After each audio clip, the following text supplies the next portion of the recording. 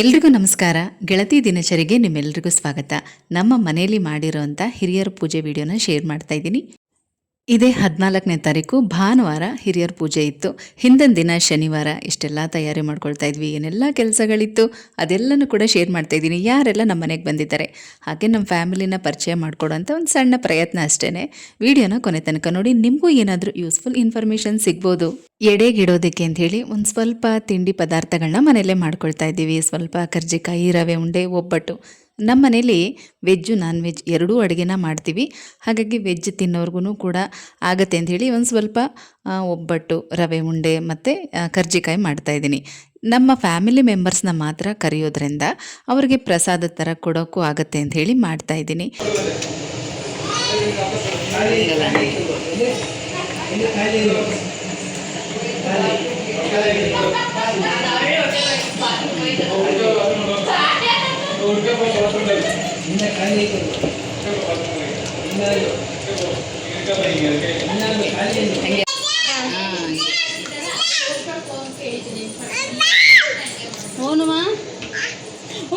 ತಿನ್ಬಾರ್ದು.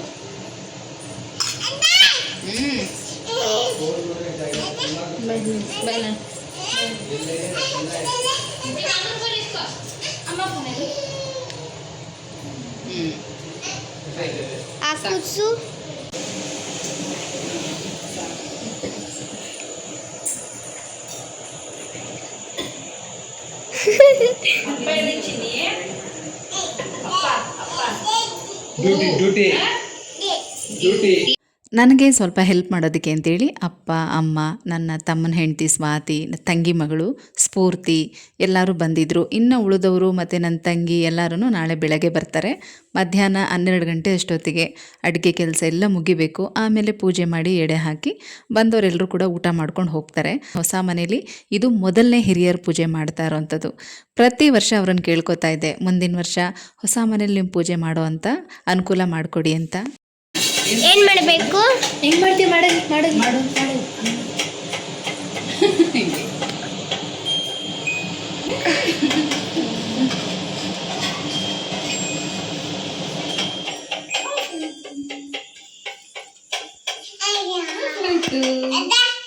ಸಾಕು.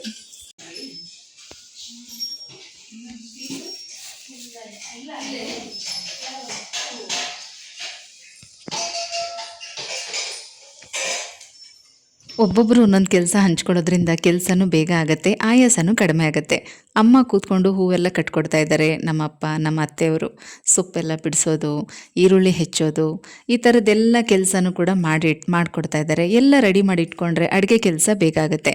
ಅಪ್ಪ ಅವರು ಹೋಟೆಲ್ ಇಟ್ಟಿದ್ರು. ಅಲ್ಲಿ ಅಡುಗೆ ಮಾಡಿ ಅನುಭವ ಇರೋದ್ರಿಂದ ಸಿಂಪಲ್ಲಾಗಿ ಯಾವುದೇ ಸಣ್ಣ ಪುಟ್ಟ ಫಂಕ್ಷನ್ ಆದರೂ 30ರಿಂದ 40 ಜನಕ್ಕೆ ನಾವೇ ಮನೇಲಿ ಅಡುಗೆ ಮಾಡ್ಕೊಳ್ತೀವಿ.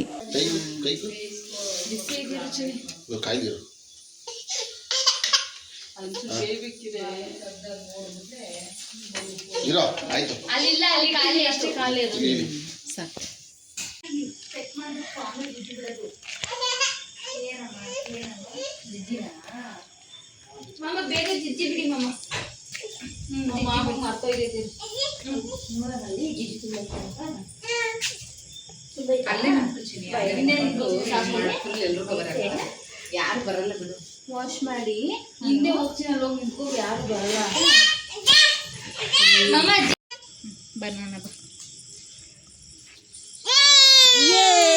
ಜಾರದ್ವಿ. ಆಯ್ ಮಾಡು ಚಿನ್ನಿ. ಅಲ್ಲಿ ನೋಡಿ ಸಿಹಿಯ ಅಂತ.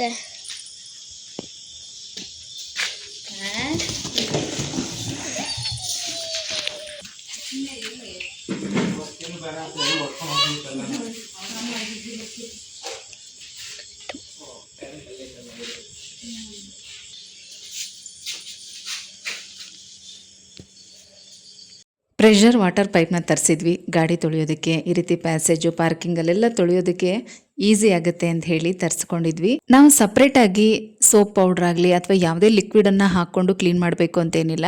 ಇದಕ್ಕೆ ಒಂದು ಫಿಕ್ಸರ್ ಬರುತ್ತೆ. ಅದರಲ್ಲೇ ಅಂದರೆ ಒಂದು ಬಾಟಲಲ್ಲಿ ಸೋಪ್ ಆಯಿಲ್ ಎಲ್ಲ ಕೊಟ್ಟಿರ್ತಾರೆ. ಅದನ್ನು ಫಿಕ್ಸ್ ಮಾಡಿಕೊಂಡು ಗಾಡಿ ತೊಳೆಯೋದಕ್ಕೆ, ಈ ರೀತಿ ಫ್ಲೋರ್ ಎಲ್ಲ ಕ್ಲೀನ್ ಮಾಡೋದಕ್ಕೆ ಯೂಸ್ ಮಾಡ್ಕೋಬೋದು. ವಾಟರ್ ಪ್ರೆಷರ್ ತುಂಬ ಚೆನ್ನಾಗಿರುತ್ತೆ ಮತ್ತು ನೀರು ಕಡಿಮೆ ಖರ್ಚಾಗತ್ತೆ. ಪೈಪು ಅಂತ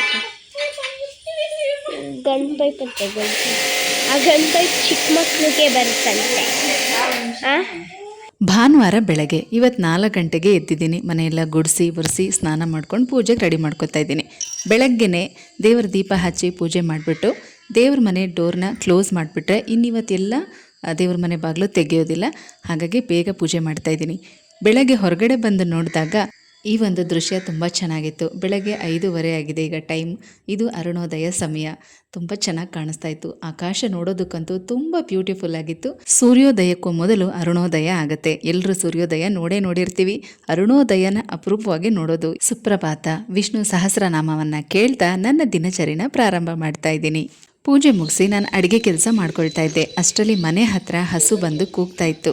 ಈಗ ಪಿತೃಪಕ್ಷ ಬೇರೆ, ಇವತ್ತು ನಮ್ಮನೇಲಿ ಹಿರಿಯರ ಪೂಜೆ. ಹಸು ಕೂಗ್ತಾ ಇದ್ದಿದ್ದರಿಂದ ಅದಕ್ಕೆ ಏನಾದರೂ ತಿನ್ನೋಕೆ ಕೊಡೋಣ ಅಂಥೇಳಿ ನಾನು ನನ್ನ ಮಗ ಕೆಳಗಡೆ ಬಂದ್ವಿ.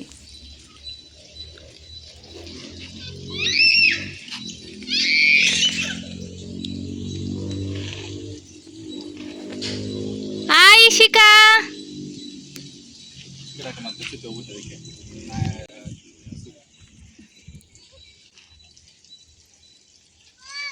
Bye. Bye.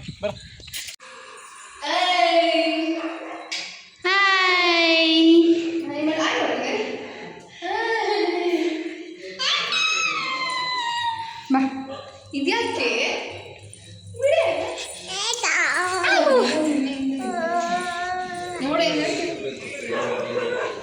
ಕೆಳಗಡೆ ಕಿಚನಲ್ಲಿ ವೆಜ್ ಅಡುಗೆ ನಾನು ಮಾಡ್ಕೊಳ್ತಾ ಇದ್ದೀನಿ. ಇಲ್ಲಿ ನಾನ್ ವೆಜ್ ಅಡುಗೆ ಅಪ್ಪ ಅಮ್ಮ ಸೇರಿ ಮಾಡಿಕೊಡ್ತಾ ಇದ್ದಾರೆ. ಎರಡೂ ಮಾಡಿದ್ದೀವಿ. ಎರಡನ್ನೂ ಕೂಡ ನಾವು ಎಡೆಗಿಡ್ತೀವಿ. ಕೆಲವರು ನಾನ್ ವೆಜ್ ತಿಂತಾರೆ, ಕೆಲವರು ವೆಜ್ ತಿಂತಾರೆ. ಹಾಗಾಗಿ ಎರಡೂ ಅಡುಗೆನೂ ಮಾಡ್ತೀವಿ. ನಾನು ಯಾವಾಗಲೂ ಅಷ್ಟೇ, ಯಾವುದೇ ಫಂಕ್ಷನ್ ಇರಲಿ, ಯಾವುದೇ ಪೂಜೆಗಳಿರಲಿ, ಮೈಂಡಲ್ಲಿ ಮೊದಲು ಫಿಕ್ಸ್ ಆಗ್ತೀನಿ. ಇಷ್ಟು ಗಂಟೆಗೆ ಎದ್ದೇಳಬೇಕು, ಇಷ್ಟು ಗಂಟೆಗೆ ಪೂಜೆ ಮುಗಿಬೇಕು, ಇಷ್ಟು ಗಂಟೆಗೆ ನನ್ನ ಅಡುಗೆ ಕೆಲಸಗಳೆಲ್ಲ ಮುಗಿಬೇಕು ಅಂತ ಹೆಚ್ಚು ಕಡಿಮೆ ಆ ಸಮಯದಲ್ಲಿ ಮಾಡೋದಕ್ಕೆ ಪ್ರಯತ್ನ ಮಾಡ್ತೀನಿ. ಅದೇ ರೀತಿ ಇವತ್ತು ಕೂಡ ಅಷ್ಟೇ. ಬೆಳಗ್ಗೆ 12 ಗಂಟೆ ಅಷ್ಟೊತ್ತಿಗೆ ಅಡುಗೆ ಕೆಲಸ ಮುಗಿಬೇಕು, 12:30ಗೆ ಎಡೆಯೆಲ್ಲ ಇಟ್ಟು ಪೂಜೆ ಮಾಡಬೇಕು ಅಂತ ಪ್ಲ್ಯಾನ್ ಮಾಡ್ಕೊಂಡಿದ್ದೆ. ಅದಕ್ಕಿಂತ ಬೇಗನೆ ಆಯಿತು. ಕೆಲವು ಸಲ ಹೀಗೇ ತುಂಬ ಟೆನ್ಷನ್ ಮಾಡ್ಕೊಂಡಿರ್ತೀವಿ, ಹೇಗಾಗುತ್ತೋ ಏನೋ ಅಂತ. ಆದರೆ ಈ ಸಲ ಕೆಲಸ ಅಂತೂ ತುಂಬ ಚೆನ್ನಾಗಿ ತುಂಬ ಬೇಗ ಆಯಿತು. ಎಲ್ಲ ನಮ್ಮ ಹಿರಿಯರ ಆಶೀರ್ವಾದ ಅಂತಲೇ ತಿಳ್ಕೊಬೇಕು. ಅವರು ನಮಗೆ ಇಷ್ಟು ಎನರ್ಜಿ ಕೊಡೋದ್ರಿಂದನೇ ನಾವು ಇಷ್ಟೊಂದು ಸುಲಭವಾಗಿ ಅಚ್ಚುಕಟ್ಟಾಗಿ ಕೆಲಸ ಮಾಡೋದಕ್ಕೆ ಸಾಧ್ಯ ಆಗೋದು.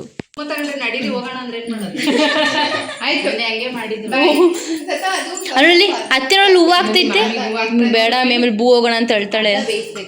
ಅದರಲ್ಲಿ ಸರಿ ಹೋಗ್ರಿ. ಬಾಯ್ ಬಾಯ್.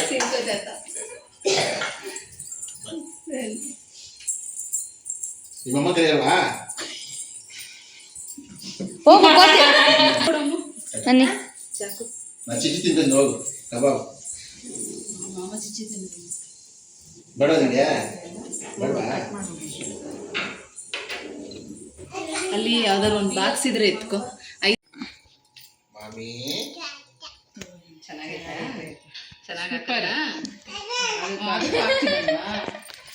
ಪರವಾಗಿಲ್ಲ, ಇನ್ನೊಂಚೂರು ದೊಡ್ಡೊಳಗೆ ನಂಗೆ ಅಸಿಸ್ಟೆಂಟ್ ಆಯ್ತಾಳೆ ಅಲ್ಲ ಚಿನಿ.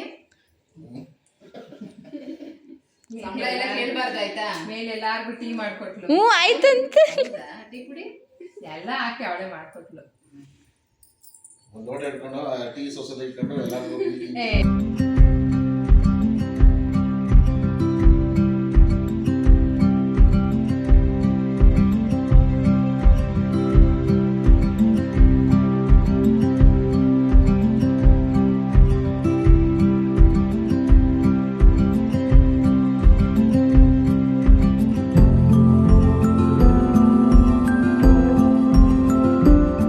ನಾವು ಪೂಜೆಗೆ ಹೊಸ ಬಟ್ಟೆಗಳನ್ನು ಇಡೋದು.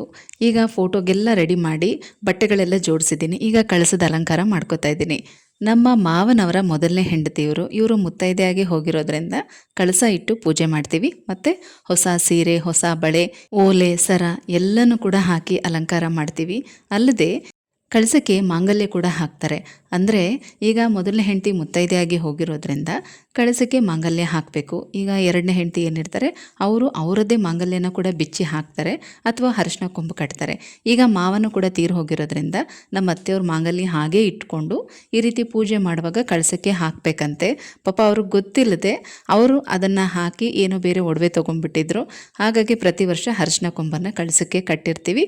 ಅದನ್ನು ಯಾವುದಾದ್ರೂ ಗಿಡಕ್ಕೆ ಹಾಕ್ತೀವಿ. ಆಮೇಲೆ ಇದನ್ನೆಲ್ಲ ವಿಸರ್ಜನೆ ಮಾಡಿ ಆದಮೇಲೆ ಯಾವುದಾದ್ರೂ ಗಿಡಕ್ಕೆ ಹಾಕ್ತೀವಿ. ಆದರೆ ತುಳಸಿ ಗಿಡಕ್ಕೆ ಮಾತ್ರ ಆ ಅರಿಶಿನ ಕೊಂಬನ್ನು ಹಾಕೋದಿಲ್ಲ. ಮತ್ತು ಅದನ್ನು ಹಾಗೆ ಎತ್ತಿಟ್ಕೊಂಡು ನಾವು ಯಾವುದೇ ಪೂಜೆ ಕೂಡ ಉಪಯೋಗಿಸೋದಿಲ್ಲ. ಪೂಜೆಗಿಟ್ಟಿರೋ ಅರಿಶಿನ ಕೊಂಬದ ಜೊತೆಗೆ ಅದನ್ನು ಮಿಕ್ಸ್ ಮಾಡೋದು ಇಲ್ಲ.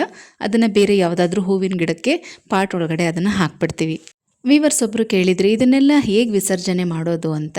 ಮಧ್ಯಾಹ್ನ ಪೂಜೆ ಆಗೋದ್ಮೇಲೆ ಸಂಜೆಗೇ ವಿಸರ್ಜನೆ ಮಾಡ್ಬೋದು. ಅಥವಾ ಸಂಜೆ ಮಾಡೋದಕ್ಕಾಗಲಿಲ್ಲ, ಇನ್ನೂ ನೆಂಟರು ಇಷ್ಟೆಲ್ಲ ಬರೋರಿದ್ದಾರೆ, ರಾತ್ರಿ ಊಟಕ್ಕೂ ಬರ್ತಾರೆ ಅಂತ ಅನ್ನೋರು ಮರುದಿನ ಬೆಳಗ್ಗೆ ಸ್ನಾನ ಮಾಡಿಕೊಂಡು ದೀಪ ಹಚ್ಚಿ ಪೂಜೆ ಮಾಡಿ ಆನಂತರ ಕಳಸ ಎಲ್ಲನೂ ಕೂಡ ತೆಗಿಬೋದು.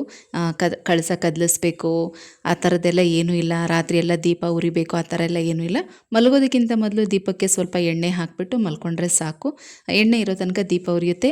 ಆಮೇಲೆ ಅದು ಶಾಂತವಾಗಿಬಿಡುತ್ತೆ. ಇನ್ನು ತಟ್ಟೆನಲ್ಲಿ ಜೋಡಿಸಿರೋ ತಿಂಡಿ ಪದಾರ್ಥಗಳಾಗಲಿ ಮತ್ತು ಎಡೆ ಊಟ ಆಗಲಿ ಎಲ್ಲನೂ ಕೂಡ ಅವತ್ತೇ ಖಾಲಿ ಮಾಡಿಬಿಡ್ಬೇಕು. ಅಂದರೆ ಅದು ಹಣ್ಣುಗಳು ತಿಂಡಿ ಪದಾರ್ಥಗಳು ಅದನ್ನೆಲ್ಲ ತೆಗೆದುಬಿಡ್ಬೋದು. ಮನೆಯವರೆಲ್ಲರೂ ಕೂಡ ಪ್ರಸಾದವಾಗಿ ತೊಗೋಬೋದು ಅಥವಾ ಬಂದವ್ರಿಗೂ ಕೂಡ ಕೊಟ್ಟು ಕಳಿಸ್ಬೋದು. ಈ ರೀತಿ ತಿಂಡಿ ಪದಾರ್ಥಗಳು ಎಡೆ ಊಟ ಎಲ್ಲನೂ ಕೂಡ ತೆಗೆದುಬಿಡಬೇಕು. ಕಳಸ ಇಟ್ಟಿರೋರಾದರೆ ಕಳಸ ಒಂದನ್ನು ಬೇಕಾದರೆ ಮರುದಿನ ತೆಗಿಬೋದು. ಕಳಸ ಇಡದೇ ಇದ್ದವರು ಫೋಟೋಗಳನ್ನ ಬೇಕಾದರೆ ಮರುದಿನ ತೆಗಿಬೋದು. ಯಾವಾಗಲೂ ಅಷ್ಟೇ ಮಧ್ಯಾಹ್ನ ಪೂಜೆ ಮಾಡಿದ್ರೆ ಸಂಜೆ ಎಲ್ಲನೂ ಕೂಡ ತೆಗೆದು ವಿಸರ್ಜನೆ ಮಾಡಿಬಿಡಬೇಕು. ಆಗಲ್ಲ ಅನ್ನೋರು ಮರುದಿನ ಬೆಳಗ್ಗೆ ತೆಗಿಬಹುದು. ಆದರೆ ತಿಂಡಿ ಪದಾರ್ಥಗಳು ಎಡೆ ಊಟ ಮಾತ್ರ ಅವತ್ತೇ ಖಾಲಿ ಮಾಡಬೇಕು. ಎಲ್ಲನೂ ಕೂಡ ಅವತ್ತೇ ತೆಗೆದುಬಿಡಬೇಕು. ಈ ಕಳಸ ಚೆಂಬಲ್ಲಿರೋ ನೀರು ಕೂಡ ಅಷ್ಟೇ ತುಳಸಿ ಗಿಡಕ್ಕೆ ಹಾಕಬಾರ್ದು, ಬೇರೆ ಗಿಡಗಳಿಗೆಲ್ಲ ಹಾಕ್ಬೋದು. ಎಲ್ಲನೂ ಜೋಡಿಸಿ ರೆಡಿ ಮಾಡಿ ಇಟ್ಟಿದ್ದೀನಿ. ಈಗ ಮೊದಲು ಮಾಡಿರೋ ಅಡುಗೆ ಎಲ್ಲ ಸ್ವಲ್ಪ ಸ್ವಲ್ಪ ಎಲೆನಲ್ಲಿ ಹಾಕ್ಕೊಂಡು ಕಾಗೆಗೆ ಇಟ್ಬಿಟ್ಟು ಬರ್ತಾರೆ ಯಜಮಾನರು. ಆಮೇಲೆ ಇಲ್ಲಿ ಎಡೆ ಹಾಕಿ ಪೂಜೆ ಮಾಡ್ಕೊಳ್ತೀವಿ.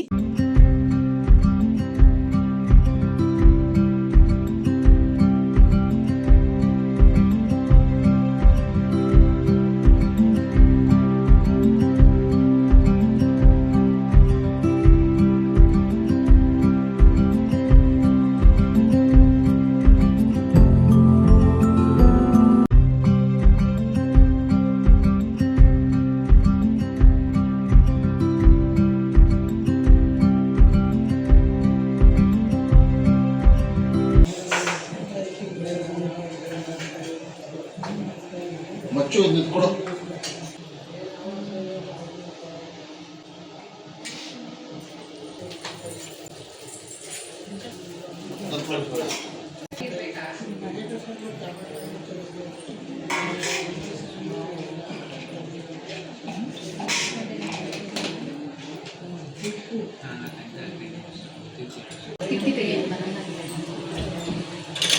ಯಾರು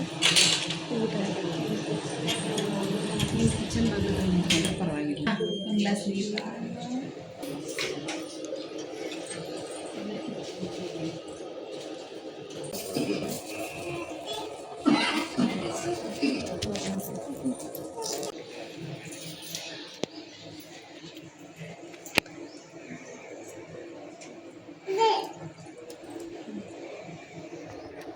ಮಮ್ಮಿ ಮಾಡ್ತಿದ್ದೆ.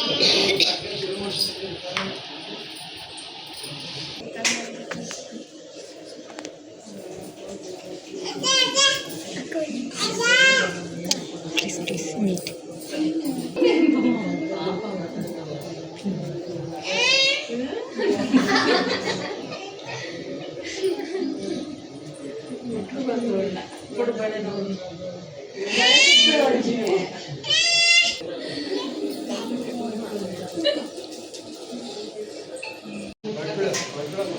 ಮಾಮಿಗೆ ಮಾಡಲ್ಲ ಮೊಟ್ಟೆ ನೋಡ್ತಾರೆ ಅವಳಿಗೆ ಅವಾಗಲೇ ಕೊಟ್ಟೆ